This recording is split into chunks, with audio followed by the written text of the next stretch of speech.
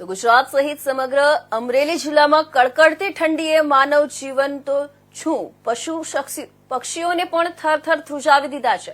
ત્યારે રાજકોટ અને બક્સરા શહેર સહિત ગ્રામ્ય વિસ્તારમાં મધુબાલા મનસુખલાલ કોટીચા ચેરિટેબલ ટ્રસ્ટ તરફથી સૌ ઉપરાંત પરિવારોને આવી કડકડતી ઠંડીમાં જરૂરિયાત લોકોને શોધીને ગરમ ધાબળાઓનું અર્પણ કરવામાં આવ્યું હતું અને માનવતાનું એક ઉદાહરણ પૂરું પાડવામાં આવ્યું છે, જેમાં મનસુખભાઈ કોટીચા, છાયા કોટીચા, ધરાવ કોટીચા, હર્ષ કોટીચા, જયભાઈ મહેતા, જંખનાબેન મહેતા સહિત પરિવારે સમય આપીને ઉમદા કાર્ય કર્યું છે। આ ઉપરાંત બટુકભાઈ ધાદલ અને ઉમેશભાઈ જેતપુરાનો સહયોગ મળ્યો છે। ત્યારે આ સંસ્થા દ્વારા 250 પરિવારોને ભોજન અને જરૂરિયાતમંદ 25 કુટુંબોને વિનામૂલ્યે અનાજ કીટ અર્પણ કરવામાં આવ્યું હતું, જેમાં ઘઉં, ખાંડ, ગોળ, ચોખા, બિસ્કિટ, મીઠાઈ, તેલ, ઘી, ચા, મરી મસાલા સહિત જીવન જરૂરિયાતની તમામ ચીજવસ્તુઓની અલગ અલગ કીટનો સમાવેશ કરવામાં આવ્યો હતો।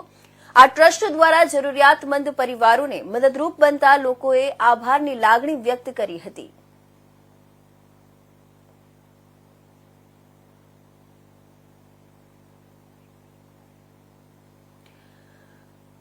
તો આ તરફ ગુજરાત સહિત અમરેલીના સમગ્ર જિલ્લામાં કડકડતી ઠંડી પડી રહી છે। માનવ જીવન તો શું પશુ પક્ષીઓ પણ થરથર ધ્રુજી રહ્યા છે। ત્યારે રાજકોટ અને બક્સરા શહેર સહિત ગ્રામ્ય વિસ્તારમાં મધુબાલા મનસુખલાલ કોટીચા ચેરિટેબલ ટ્રસ્ટ તરફથી 100 થી વધુ પરિવારોને કડકડતી ઠંડીમાં જરૂરિયાત લોકોને શોધીને ગરમ ધાબળાનું વિતરણ કરવામાં આવ્યું હતું અને માનવતાનું એક ઉદાહરણ પૂરું પાડવામાં આવ્યું હતું। મનસુખ કોટીચા, છાયા કોટીચા, થરાવ કોટીચા, હર્ષ કોટીચા, જય મહેતા, જંખના મહેતા સહિતના પરિવારોને સમય આપીને તેઓએ ઉમદા કાર્ય કર્યું છે।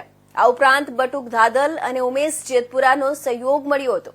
સાથે સાથે આ સંસ્થા દ્વારા 250 પરિવારોને ભોજન અને જરૂરિયાતમંદ 25 પરિવારોને વિનામૂલ્યે અનાજ કીટ વિતરણ કરવામાં આવ્યું હતું, જેમાં ઘઉં, ખાંડ, ગોળ, ચોખા, બિસ્કિટ, મીઠાઈ, તેલ, ઘી, ચા, મરી મસાલા સહિત જીવન જરૂરિયાતની તમામ ચીજવસ્તુઓનું અલગ અલગ કીટનો સમાવેશ કરવામાં આવ્યો હતો। આ ટ્રસ્ટ દ્વારા જરૂરિયાતમંદ પરિવારોને મદદરૂપ બનતા લોકોએ આભારની લાગણી વ્યક્ત કરી હતી।